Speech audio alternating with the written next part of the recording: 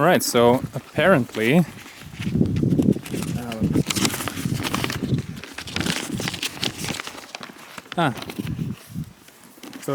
there are some exhibitions over here. Gunpowder laboratory, armorer's workshop, sword and barracks, gallery, and stable. Cool. From 1851, and I guess this is where they stocked and carried through the gunpowder. What's down there? Or maybe I should continue here, I'm not sure. Let's see what's down there. Alright, so this is the armorer's workshop, and apparently used all of these tools that time to build swords and different weapons and tools for these guys to hold the fortress. There's a good photo of him there.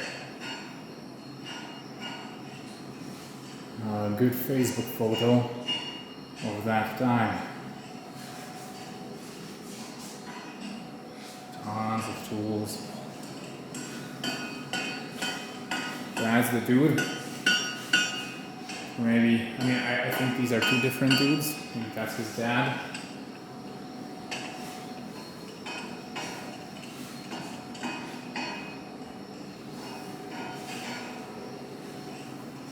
Alright, and now off to the gunpowder laboratory. Anyway, I realized that I didn't tell you anything about the fortress itself, about this Boyen Fortress, which was actually built in the 19th century and named after a Prussian commander, von Boyen, and it housed around 3,000 soldiers who worked here. Right, so the gunpowder laboratory.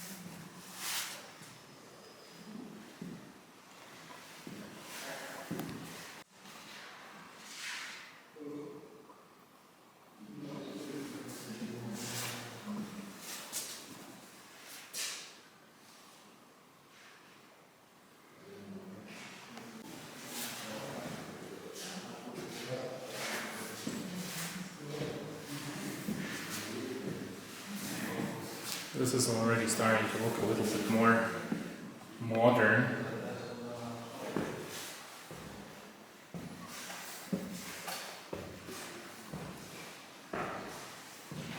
And so I guess a little bit of history in Polish.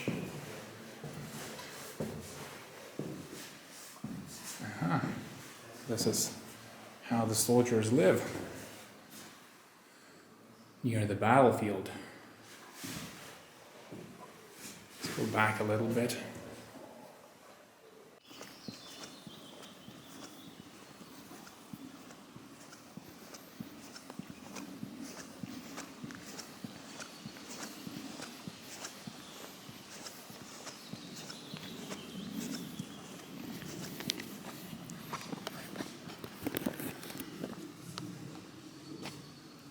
Alright, so granaries.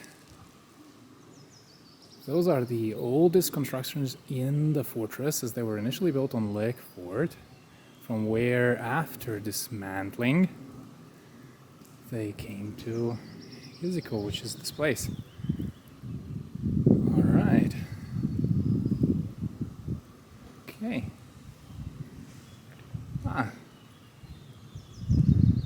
So these buildings over here stored over 2,000 tons of crop and 1,200 barrels of hard cookies. So the soldiers, and from what I understood, there were 3,000 stationed here, could come here, eat at the granary, or maybe not eat, but take some of the cookies, and in case of war, in case of a fight, they would have enough food for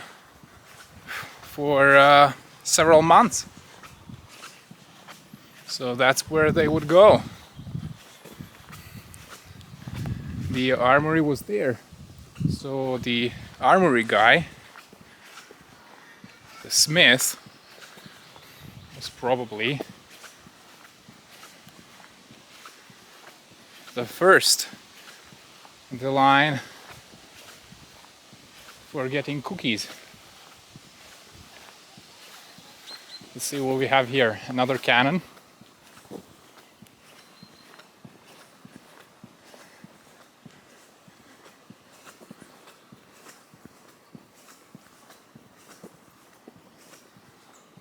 I think there should be a stable somewhere here. These are some other buildings. Alright, that one looks curious. So that's number 14. Let's check out what that is. Ah, exercise building. Alright, so that's where the soldiers exercised.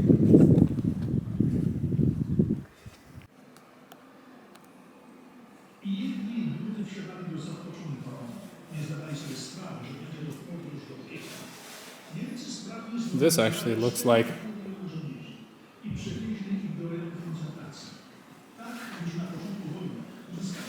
kitchen carriage. Yeah.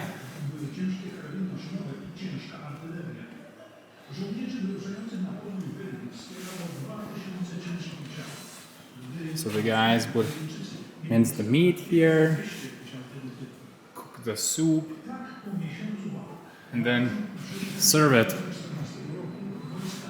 all around. This is actually a pretty impressive carriage.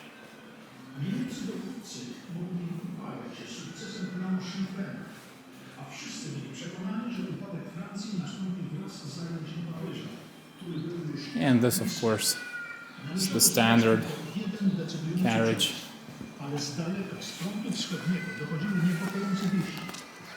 Alright, so I guess that's it of Boyen Fortress. To be fair, for people visiting, so there are actually 3 different tours over here. Well, or tracks rather. So as a visitor, you get the map and you can choose which track you want to take. And I took the shortest one, which takes around an hour. But if you take the longest one, I think that takes 2.5 hours. And you can see a couple more buildings.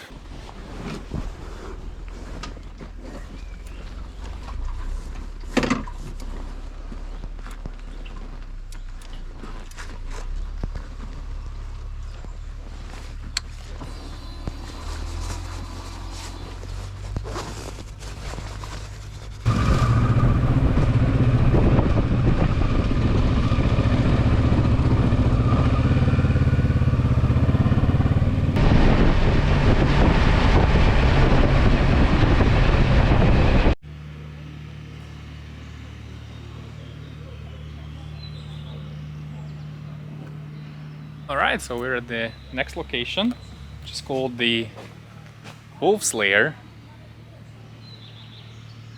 It was the first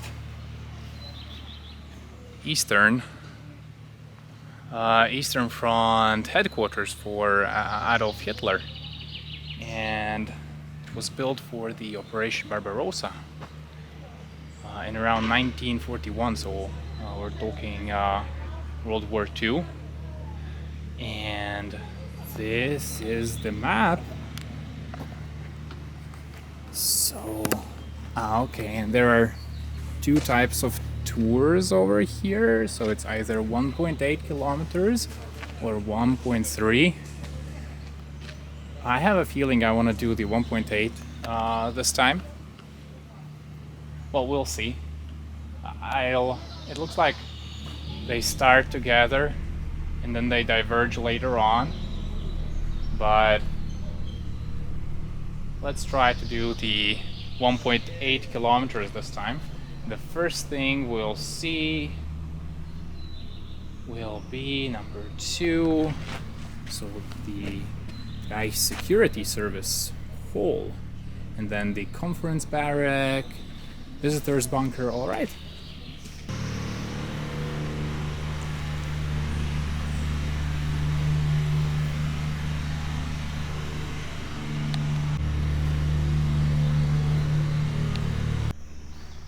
So there was a staff meeting barrack right behind me. Of course, everything is destroyed right now. So this was built around 1943-ish. And well, now it's all in ruins. So obviously no one wanted to do anything with this after the World War II, but now they made it into a museum of sorts. Alright, so this is supposed to be one of the most important buildings here in this part of the Wolf's Lair. It's the shelter for guests, official guests who came to the Wolf's Lair and were considered really important. This is where Adolf Hitler would send them. They would probably come in through the road that I took and would arrive to this building over here. And this is where the stenographers lived. So these were the people who wrote down all the important details about meetings, about contracts, deals, and everything. Obviously, this was a very important place, so it was guarded day and night, and it had a fence all around it. Initially, it was actually a wooden building, but then in 1944,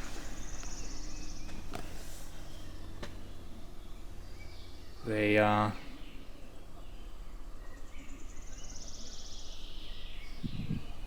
made a brick building instead.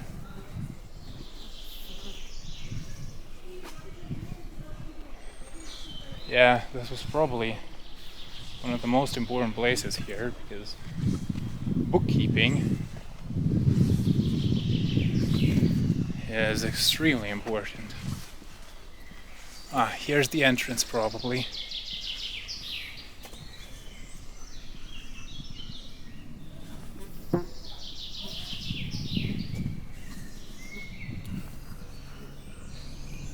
Wow, you know what's interesting? This complex is so huge.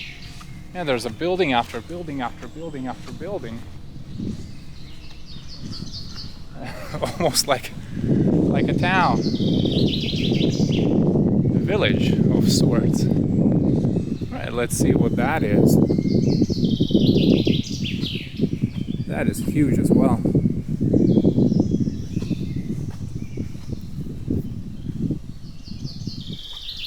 General use bunker. Okay, bunker of size 36 times 23 meters.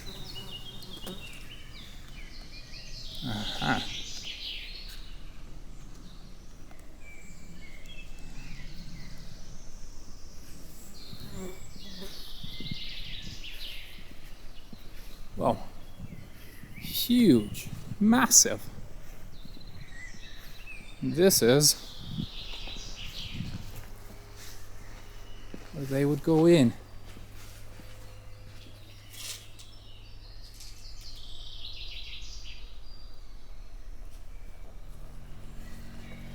This is massive. Let me go a little bit further to show you how huge this thing is.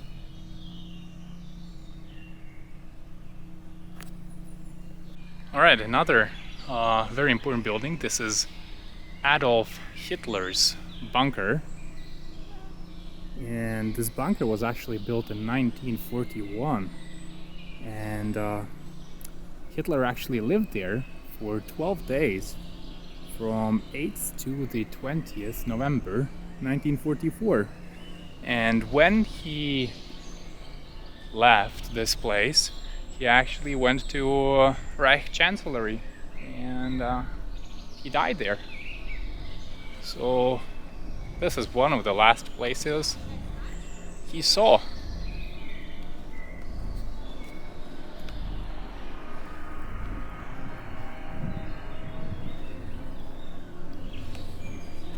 Let's go closer to the door.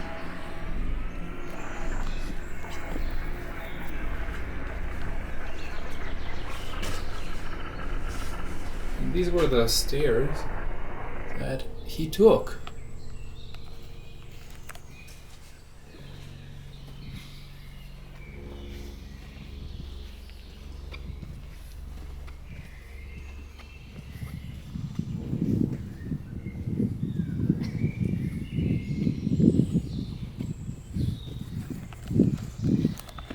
It's actually quite incredible to be at such a place.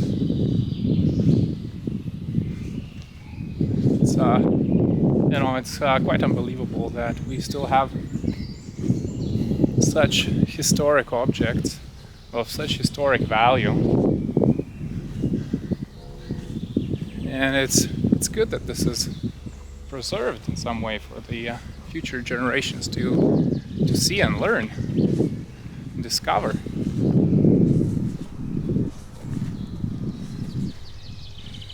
Alright. There's something over there. Let's see what that is.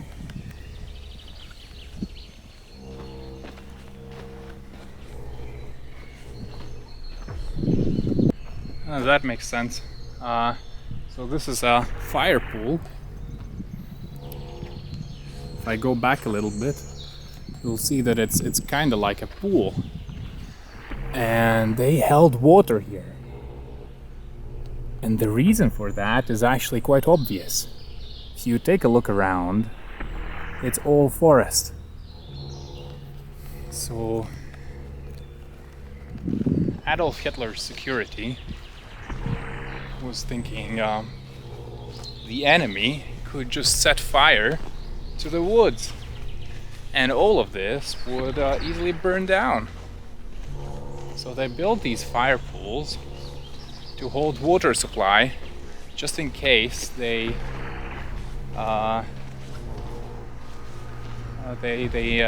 need to use it in case of fire. Impressive.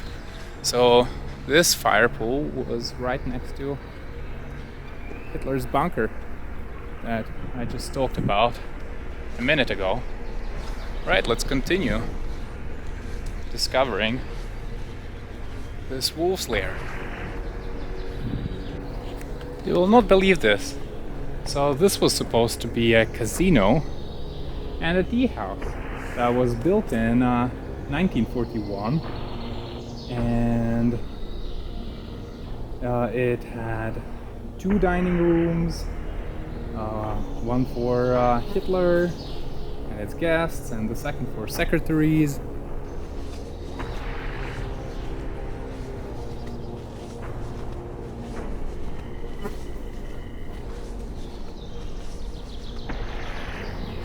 Well, there's not much of the tea house left, but there was one. 1942. Alright, here's another impressively large bunker. It was built for a commander, an Air Force commander called Hermann Göring. Let's see if we can go in. Well, you couldn't enter the other ones. This one seems to have a very welcoming door. Alright, let's go in.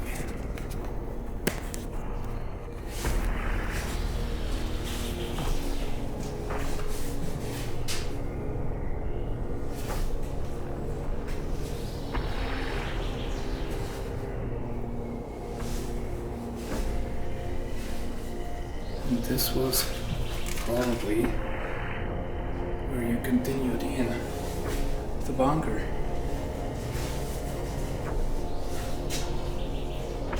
Let's see. This door is open over here.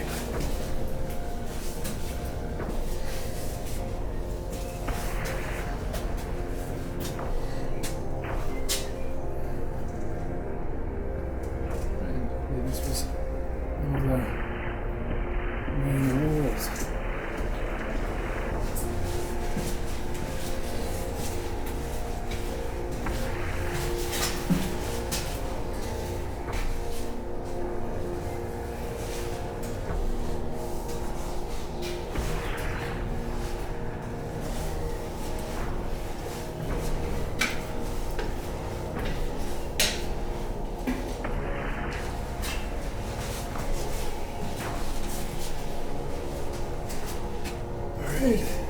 And you could actually go up there.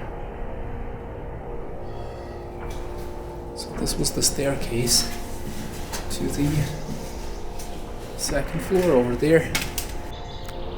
I gotta say, this doesn't look very safe. Next to the bunker over there, Hermann Göring, this Air Force commander, had his house. So, in case of danger, he would probably run out of those doors and head over there to the bunker where we entered. I don't know if his bedroom in the bunker was on the first floor or second floor, probably the second floor, because the first floor was mostly halls, and there was this big room there in the center, which is probably a meeting room with some pilots. So I imagine on the second floor was his bedroom where he slept in case of danger.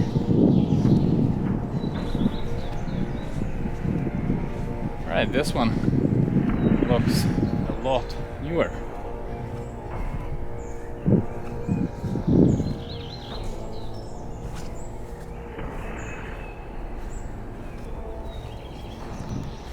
Right, operation stuff.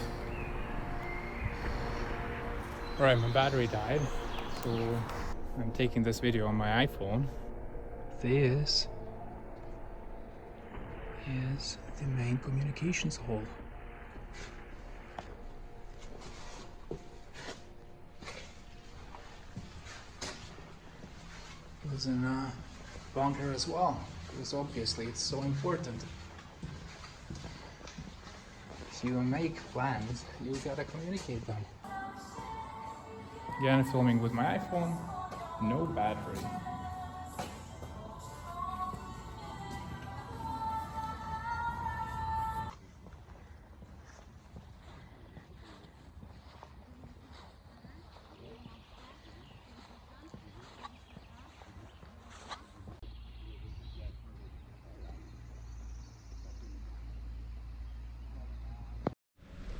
Alright, so that was the Wolf's Lair, and I actually saw a war airplane museum on the way, so I'm gonna stop there.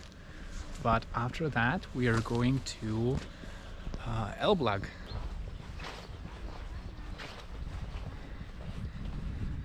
Let's see. Well, there are a couple more. Of course, not as impressive as the wolf's lair.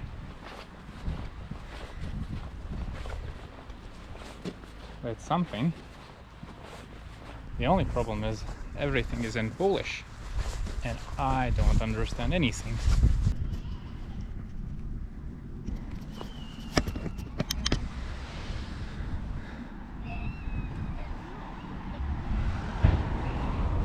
Alright, let's try to read something over here.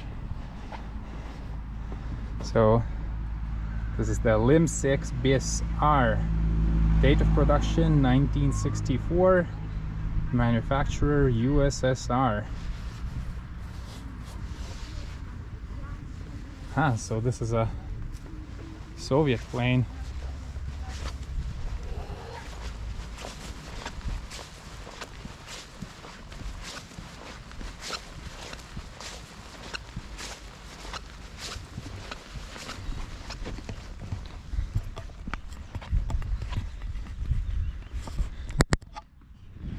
Alright, so Polska, British. Oh, so the Brits have a typewriter, apparently, and are next to this almost dead guy. It doesn't look well at all. Not even sure he's gonna make it.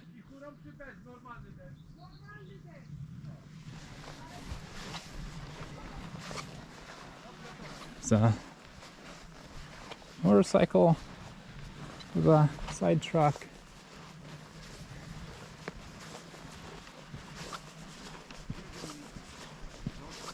And different clothing, so you can compare.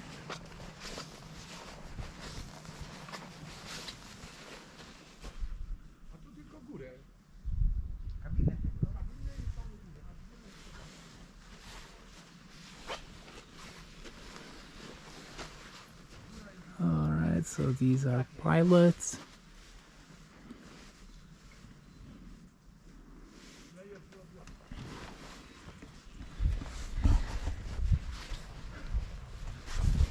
Oh, I'm dying from this heat. Plus I'm carrying stuff.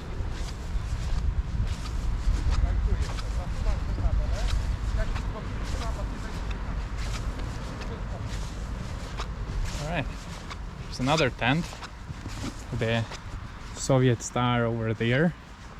So, I'm not sure if they're Soviet though. Maybe they are. Yeah, probably they are. And here's the Soviet guys over here.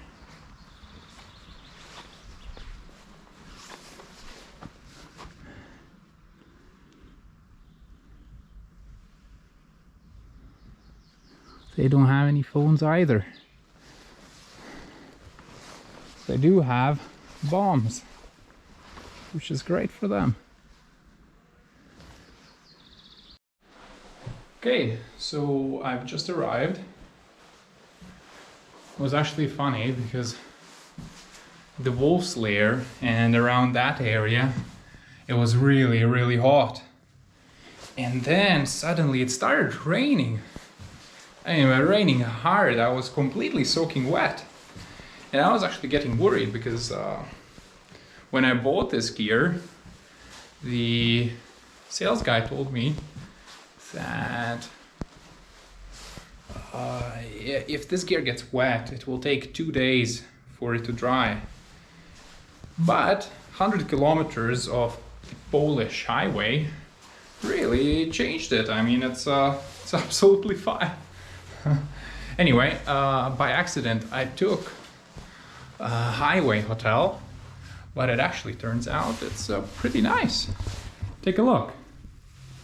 It's a very solid hotel, and they gave me a room so I can see my bike over there, and you can even see it, it's there. So it looks great. Okay, see you later.